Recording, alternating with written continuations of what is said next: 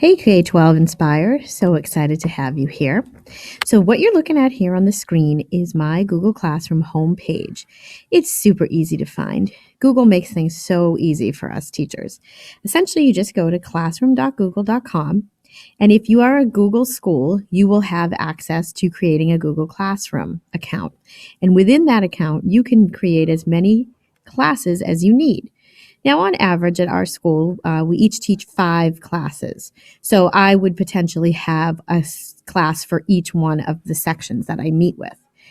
So today I'm just going to really show you briefly, and it takes little to no time to actually create a class in Google Classroom.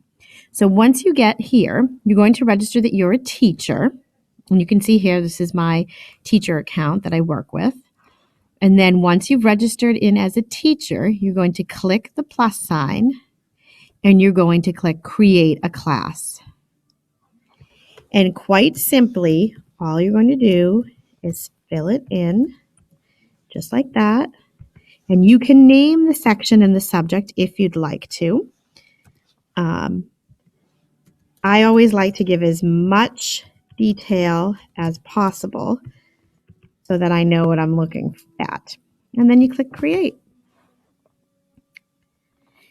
And as we're sitting here waiting for creating, you will see here that it selects a theme for you.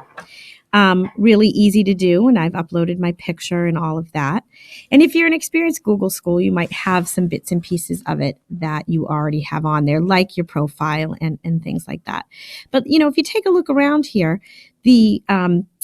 the new course here that you have is pretty open, and there's lots of things going on. And so in subsequent videos for this introduction, we're going to go through each one of these pieces.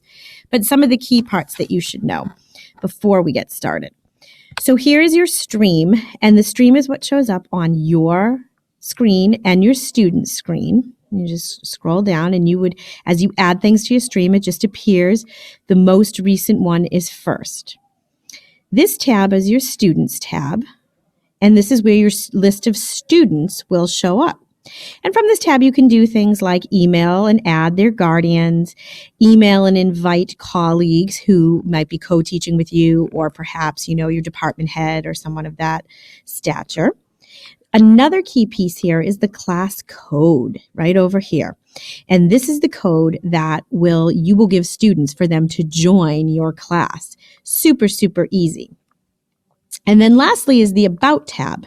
And the About tab is a great place to give some information about your course, where it meets, and it even shows you the folder and drive where all of your assignments will be kept. And we'll get into that in later courses in lessons here.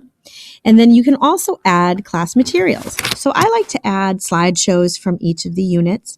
I also really like to add calendars. I give a monthly calendar.